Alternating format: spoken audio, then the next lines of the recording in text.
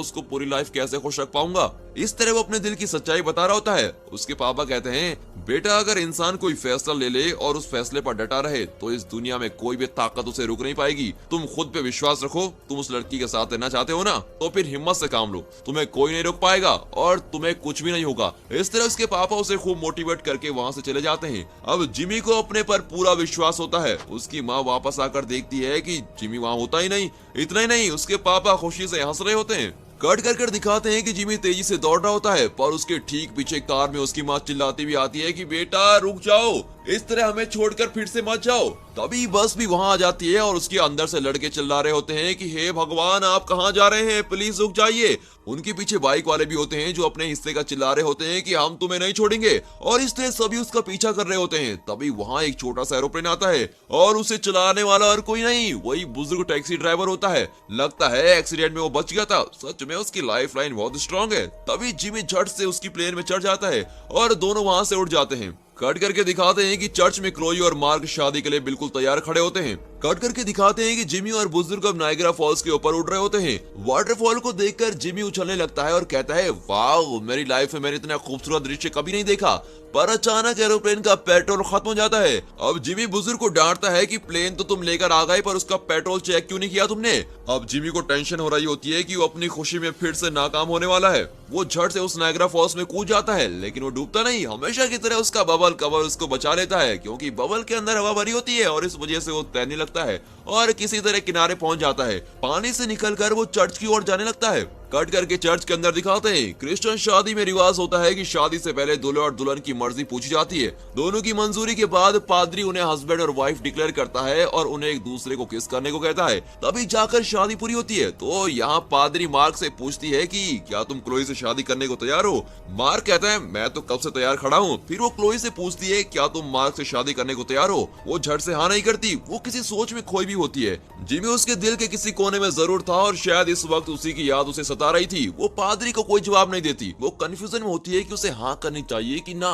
इतने में अचानक जिमी वहां पहुंच जाता है और उसे देखकर क्लोई का चेहरा एकदम से खिल जाता है। जिमी के लिए उसके दिल में प्यार था, पर इस वक्त तक वो उसे समझ नहीं पाई थी।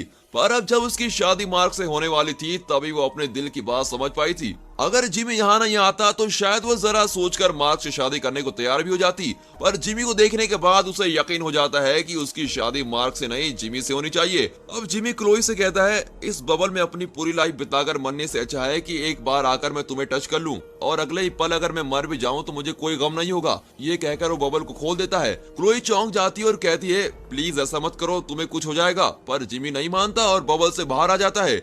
आते ही वो झट से क्लोई को किस करता है और वो भी उसे किस करती है। चलो लवर्स का मिलन तो हो ही गया। ऐसा ही सोचकर मैं भी खुश हो रहा था, पर जीरो इम्यूनिटी अपना काम कर जाती है और कुछ ही सेकंड्स के बाद जिमी बेहोश होकर नीचे गिर जाता है। अब ये देखकर क्लोई घबरा जाती है। तभी जिमी की माँ वहाँ आती है और चिल्लाती है, बेटा ये तुम्हें क्या हो गया है, मेरी बात तुमने क्यों नहीं मानी।